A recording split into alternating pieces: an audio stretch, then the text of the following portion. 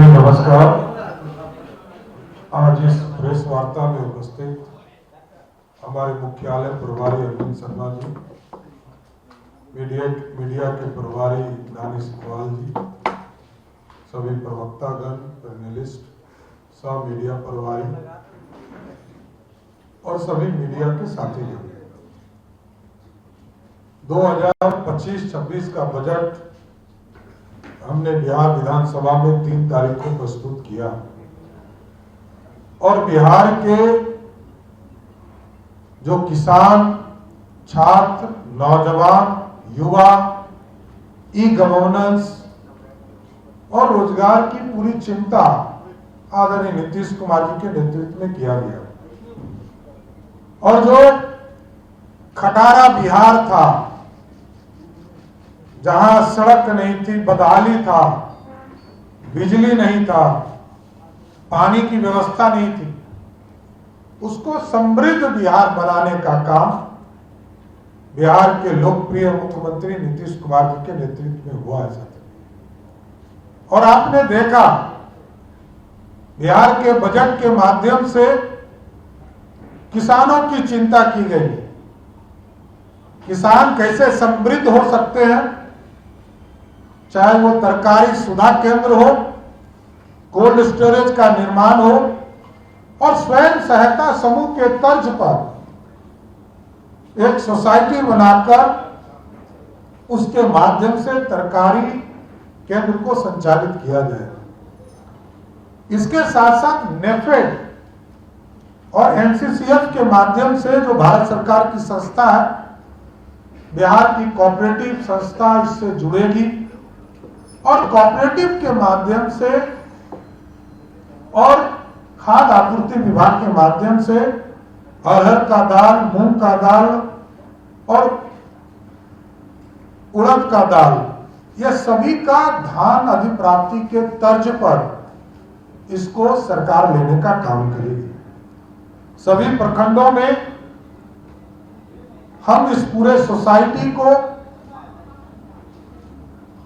हम cold storage बनाने के लिए सरकारी जमीन की यदि आवश्यकता पड़ेगी तो जो कृषि फॉर्म का जमीन है उसमें भी उपलब्ध कराएंगे और सभी ब्लॉक में 534 ब्लॉक में एवं 101 अनुमंडल में हम कोल्ड स्टोरेज बनाने का काम जरूर करेंगे। और इसके साथ साथ छात्रों की चिंता करते हुए, महिलाओं की चिंता करते हुए, छात्रों के लिए विशेष तौर पर चिंता किया गया कि जिस तरह 8000 नए स्कूल का, हाई स्कूल के पूरी संरचना खड़ी की गई, उसी तर्ज पर 534 ब्लॉक है बिहार में, जिसमें से लगभग 300 अधिक ब्लॉक ऐसे हैं जहां हमारे अभी डिग्री कॉलेज नहीं है। तो सरकार ने यह निर्णय लिया है कि हम सभी प्रखंडों में डिग्री कॉलेज खोलने का काम करेंगे। और इसके साथ साथ छात्रवृत्ति जो हमारे बच्चे पढ़ रहे हैं, उसके छात्रवृत्ति को हम दुगना करेंगे सीधा, चाहे वो अल्पसंख्यक के छात्र हो, सामान्य छात्र हो, ओबीसी के छात्र हो, ईबीसी के छात्र हो, दलित समाज के छात्र हो, आदिवासी समाज के छात्र हो, सबकी चिंता करने का काम सरकार करेगी।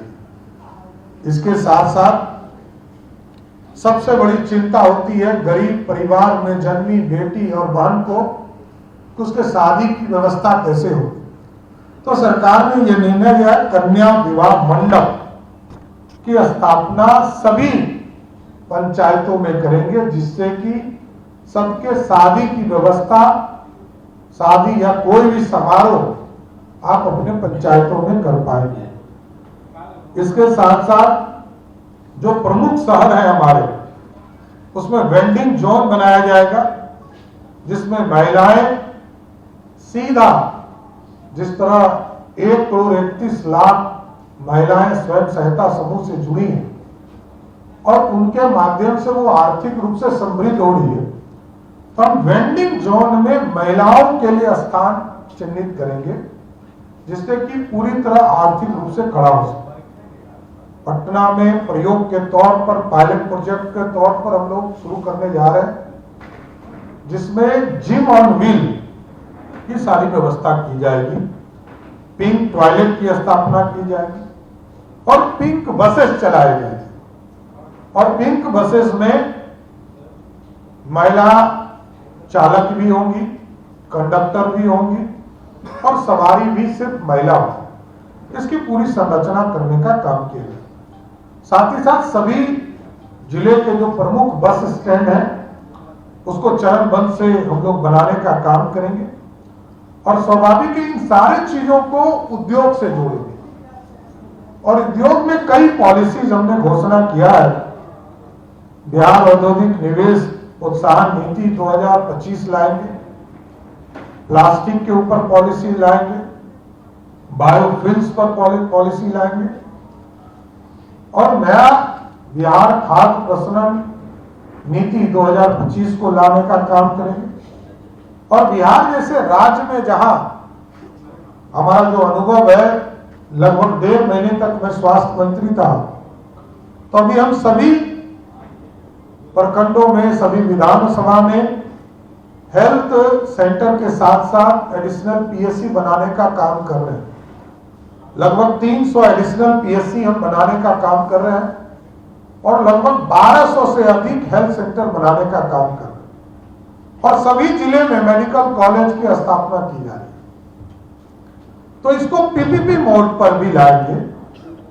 और जो मेरा अनुभव था कि फार्मास्यूटिकल एक पूरी तरह पॉलिसी आना चाहिए, क्योंकि बिहार के लगभग 1,80,00,000 परिवार आयुष्मान भारत से जोड़ने के बाद जिस तरह अनाज उनको मुफ्त देने का काम सरकार कर रही है, उसी तरह हम उनको दवाई भी उपलब्ध करा सके, इसके लिए फार्मास्यूटिकल पॉलिसी लाने का काम किया जाए। इसके साथ साथ सेंटर ऑफ एक्सीलेंस कई चीजों पर हमको लाना है। एक तो जो है उद्योग की संस्था है, इसको हम लोग सेंटर ऑफ एक्सीलेंस बनाने जा रहे हैं। गुड़ के ऊपर आजादी के पहले हम आत्मनिर्भर बिहार होते थे, तो उसमें मूलतः बिहार में गन्ना का उद्योग बहुत ज्यादा फला फूला था। वो पूरी तरह बंद होता गया और ये 90 से 2005 के बीच में ही बंद हुए। और मैं इसलिए कहता हूं कि खटारा बिहार को नीतीश कुमार जी ने आगे बढ़ाने का काम किया कि मेडिकल कॉलेज एक 1925 में बना पीएमसीएच और 4 मेडिकल कॉलेज 1979 के पहले बना। 80 से कोई मेडिकल कॉलेज 2005 तक नहीं बना। कांग्रेस की सरकार और राष्ट्रीय जनता दल की सरकार में ना मेडिकल कॉलेज खोले गए, ना इंजीनियरिंग कॉलेज खोले गए और 2 सिर्फ पॉलिटेक्निक कॉलेज खुले, वो भी लालू जी के गांव में और कहीं नहीं खुला। लालू जी अपने ही इलाके में खोले, कहीं नहीं खोले। लेकिन आदरणीय नीतीश कुमार जी और सुशील मोदी के नेतृत्व में जब 2005 में सरकार बनी तो सभी अनुमंडल में आईटीआई, नर्सिंग कॉलेज, सभी जिले में पॉलिटेक्निक कॉलेज, इंजीनियरिंग कॉलेज और आज मेडिकल कॉलेज की स्थापना किया जा रहा है। इसलिए साथियों मैं स्पष्ट तौर पर बताना चाहता हूं, एक खटारा बिहार को एक समृद्ध बिहार बनाने का काम नीतीश कुमार जी और एनडीए की सरकार ने किया। देश के यशस्वी प्रधानमंत्री जी के नेतृत्व में 2 बड़ी महत्वपूर्ण काम शुरुआत हुआ है। अगले कुछ दिनों में आप देखेंगे पटना के एयरपोर्ट को चालू होना है, जो इसका टर्मिनल बन रहा है। अभी तक 30 लाख लोग पूरे प्रदेश से पटना एयरपोर्ट से उड़ने का काम करते हैं, लेकिन जैसे ही नया टर्मिनल चालू होगा 1 करोड़ से अधिक लोग सिर्फ पटना टर्मिनल से उड़ने का काम करेंगे। और इसके साथ साथ आदरणीय प्रधानमंत्री जब अप्रैल मई में आएंगे तो हम लोगों ने आग्रह किया है कि बीटा के एयरपोर्ट का भी शिलान्यास किया जाए।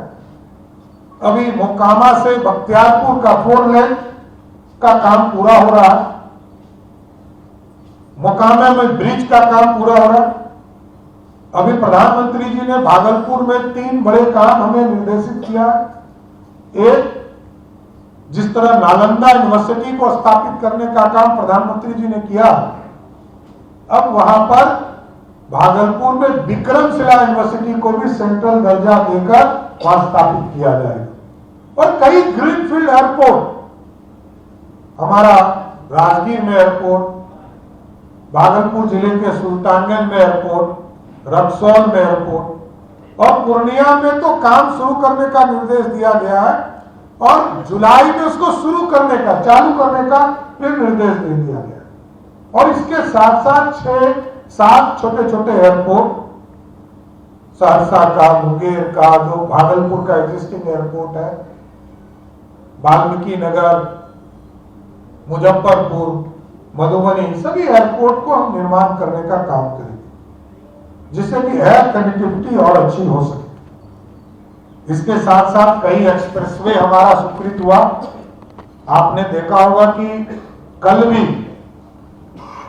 2 एक्सप्रेसवे हमारा स्वीकृत हुआ। एक सिलीगुड़ी से लेकर गोरखपुर जो 37,000 करोड़ का एक्सप्रेसवे है, जिसमें 417 किलोमीटर है, जिसमें 300 से अधिक किलोमीटर हमारे ही प्रदेश में होगा और लगभग 27,000 करोड़ का इन्वेस्टमेंट सिर्फ एक एक्सप्रेसवे में होगा।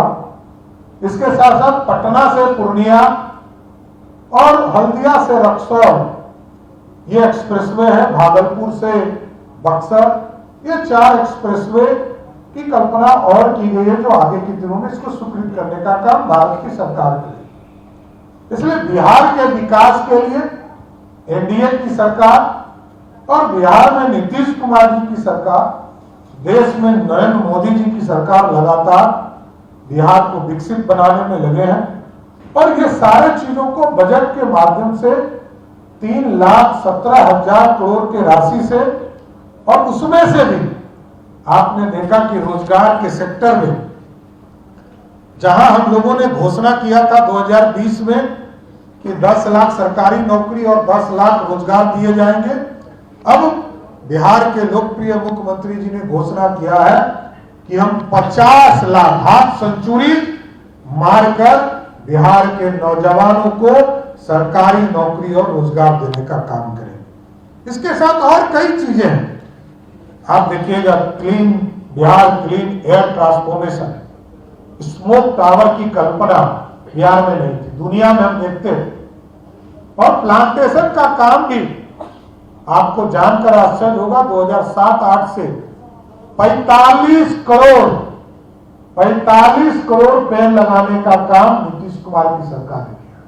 और आगे भी हमारा लक्ष्य है, अभी जितना पूरे चिड़ियाखाना में एयरपोर्ट पेड़ लगा है, उससे अधिक पेड़ हम लोग सिर्फ गंगा पटवे पे लगाने का काम की शुरुआत करें।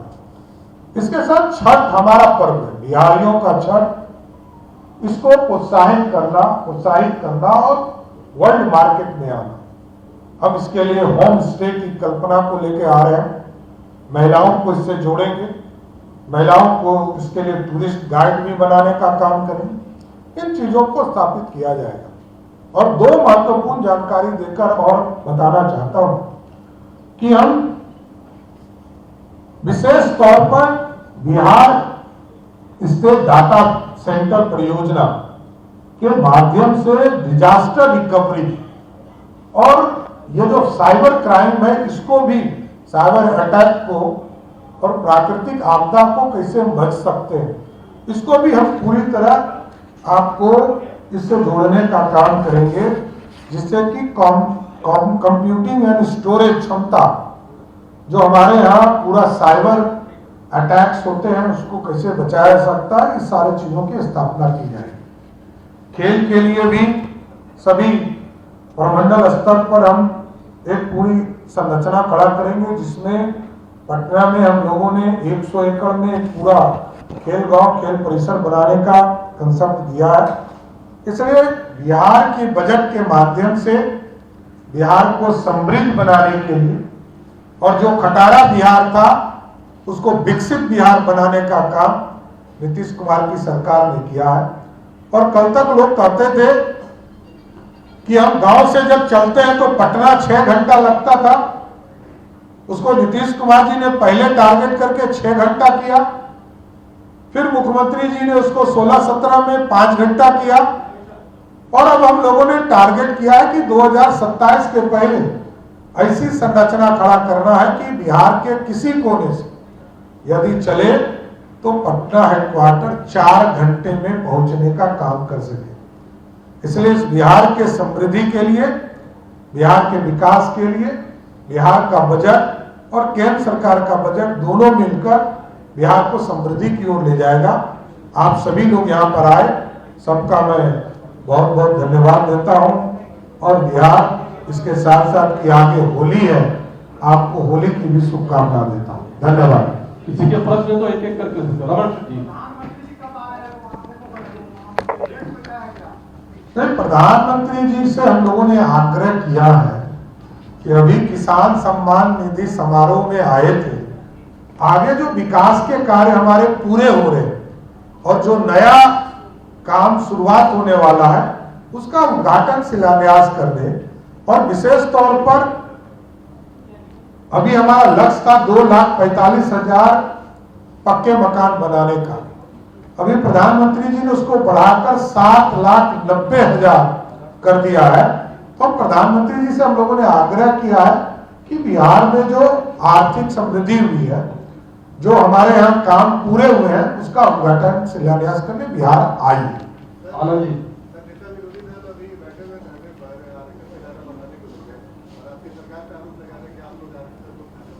देखिए, वो नाटक करने वाली पार्टी है और परसेप्शन क्रिएट करने वाला पार्टी है।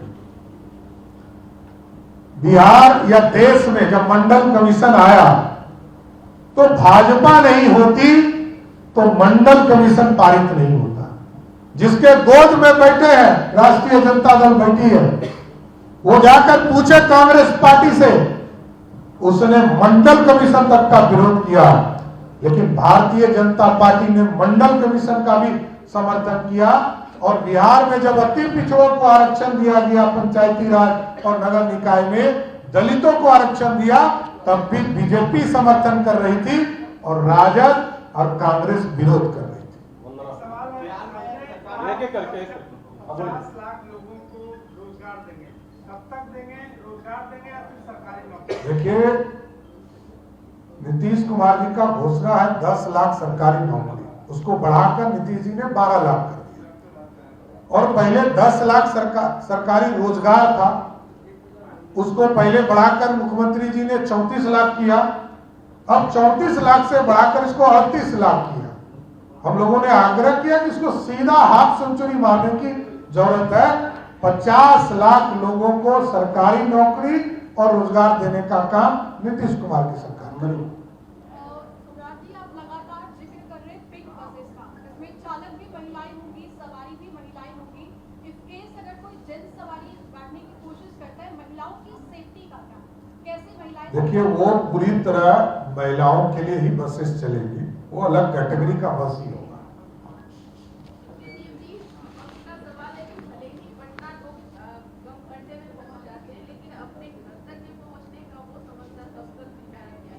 नहीं, एकदम आप अभी आज के तारीख में भी बिहार के किसी कोने से आप आए और अब तो जैसे ही गंगा पतवे का काम पूरा हो गया है लगभग, यहाँ से दीदारगंज चेक पोस्ट आप तुरंत निकल जाएंगे। फिर उधर बख्तियारपुर से मोकामा का काम पूरा हो रहा है, मोकामा पुल का कार्य पूरा हो रहा है। तो अगले 2 महीने में ही हम 5 घंटे से कम पटना आना शुरू कर देंगे।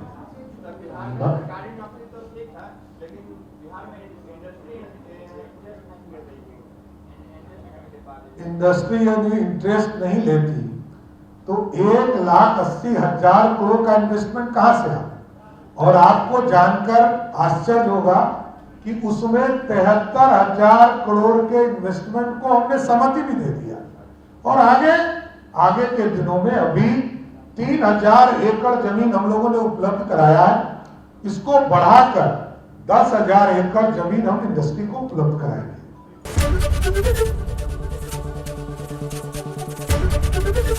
एबीपी गंगा, खबर आपकी, जुबान आपकी।